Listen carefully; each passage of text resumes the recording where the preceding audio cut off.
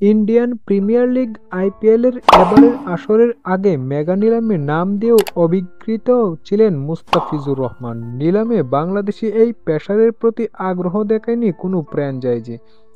আসরের মাঝপথে দল পেলেন মুস্তাফিজুর রহমান। ৬ কোটি ভারতীয় রুপিতে মুস্তাফিজকে দলে ভিড়িয়েছে দিল্লি ক্যাপিটালস। নিলামে তার ভিত্তিমূল্য ছিল ২ কোটি রুপি। প্রসঙ্গত, আইপিএলে বাংলাদেশিদের মধ্যে সর্বোচ্চ পারিশ্রমিকপ্রাপ্ত ক্রিকেটার এখন টাইগার এই পেসার। সাময়িক বিকল্প হিসেবে মুস্তাফিজের সঙ্গে চুক্তি করেছে দিল্লি। আইপিএল নিলাম অনুযায়ী পরের আসরের জন্য তাকে ধরে রাখতে পারবে না এই ফ্র্যাঞ্চাইজি, অর্থাৎ শুধুমাত্র চলমান আসরের বাকি অংশে মুস্তাফিজকে খেলাতে পারবে দিল্লি ক্যাপিটালস। মূলত জ্যাক ফ্রেজার ম্যাকগার্কের বদলি হিসেবে মুস্তাফিজকে দলে নিয়েছে দিল্লি। এই অজি ওপেনার আইপিএলের বাকি অংশ খেলতে অস্বীকৃতি জানিয়েছেন।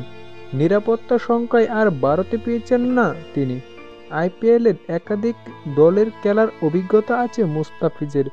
এখন পর্যন্ত 7টি মৌসুমে খেলেছেন মুস্তাফিজ। সর্বশেষ গত আসরে ছিলেন চেন্নাই সুপার কিংসে।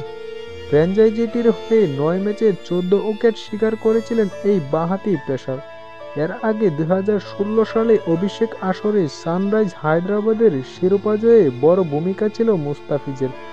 মাত্র 6.90 ইকোনমি রেটে নিয়েছিলেন 17 উইকেট। পেয়েছিলেন টুর্নামেন্টের সেরা উদীয়মান খেলোয়াড়ের স্বীকৃতি, যা আইপিএল ইতিহাসে একমাত্র বিদেশি ক্রিকেটার হিসেবে এই পুরস্কার জয়ের কীর্তি।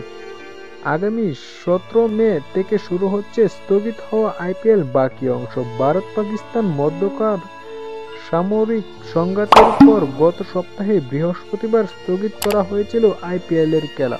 নিরাপত্তা অজুহাতে 1 সপ্তাহের বেশি বন্ধ থাকার পর ফের মাঠে গড়াচ্ছে এবারের আইপিএল।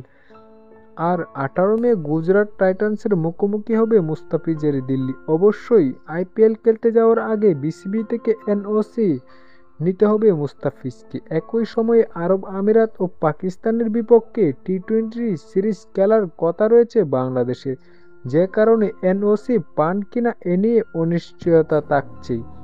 এই বিষয়ে জানতে চাইলে গণমাধ্যমকে বিসিবির ক্রিকেট অপারেশনসের ইনচার্জ শাহরিয়ার নাফিস বলেন, এখনো পর্যন্ত এই বিষয়ে তার কাছে কোনো তথ্য নেই। কেউ এখনো কোনো এনওসির জন্য আবেদন করেনি। যেহেতু দিল্লি তাদের পেজে জানিয়েছে, সুতরাং খেলোয়াড়ের সঙ্গে আগেই হয়তো কথা বলে রেখেছে।